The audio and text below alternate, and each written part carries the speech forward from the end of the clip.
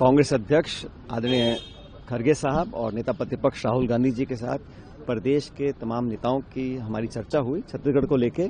उसमें PCC, CLP, Bhupesh Baghel साहब, T Singhdeo साहब, साहू जी, हम सब मौजूद थे और अब तक संगठन की जो गतिविधियां रही हैं उस पर चर्चा हुई। और आजकल छत्तीसगढ़ में जो राजनीतिक मुद्दे हैं उस पर दिशा निर्देश यहाँ दिल्ली से खरगे साहब और राहुल जी ने दिया है। और छत्तीसगढ़ में जो 2 साल से सरकार है तमाम मोर्चों पर फेल है।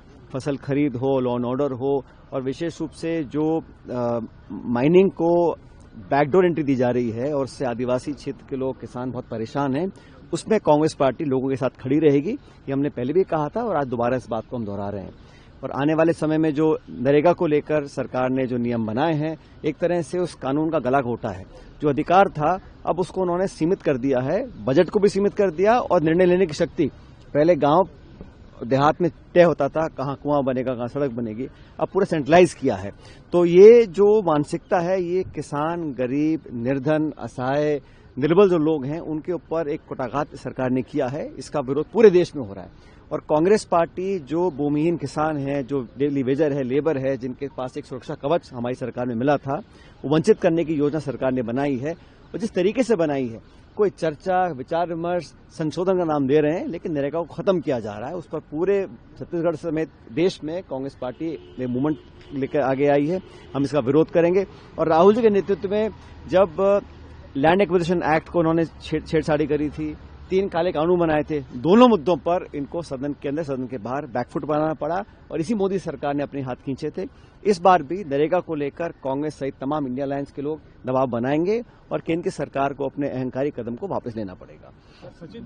बाकी हमने जो इश्यूज हैं, आज महासचिव महोदय वेणुगोपाल जी, खरगे जी, राहुल जी को पूरा विस्तार से पूरा समीक्षा भी करी है, गहर अध्ययन लोगों ने किया है, अब तक कार्रवाई पर उनको जानकारी दी है।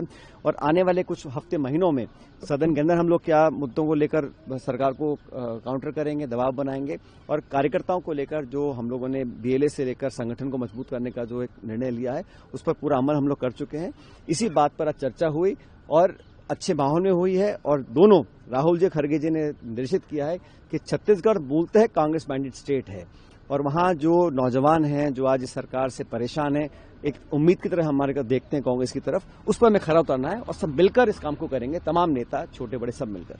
हम अभी बहुत अग्रेसिव हैं, सरकार पूरी तरह बैकफुट पर है, लेकिन अब क्योंकि सिर्फ 3.25 साल बचे हैं सरकार के, तो अब हम एक नया रोड मैप तैयार कर रहे हैं संगठन के लिए भी और तमाम नेता। और मुझे खुशी है कि छत्तीसगढ़ में सारे जो प्रमुख नेता हैं हमारे, वो सब एक जाजम पर हैं और स्वार्थ के लिए नहीं लड़ रहे हैं, जनता की भलाई के लिए लड़ रहे हैं। और यही आज गाइडलाइन राहुल जी, खरगे जी ने दिया है कि देश उम्मीद आज कर रहा है कांग्रेस से कि एक बेहतर विकल्प हम लेकर आएं और हमारी स्टेट में, संगठन में, कार्यकर्ताओं में, नेताओं में, जनप्रतिनिधियों में एक अच्छा समन्वय है और इसका आप लोगों को आने वाले समय में परिणाम देखने को मिलेगा। अगर आप ये वीडियो YouTube पर देख रहे हैं तो हमारे चैनल को सब्सक्राइब कर बेल आइकन दबाएं और Facebook पर देख रहे हैं तो हमारे पेज को लाइक करें।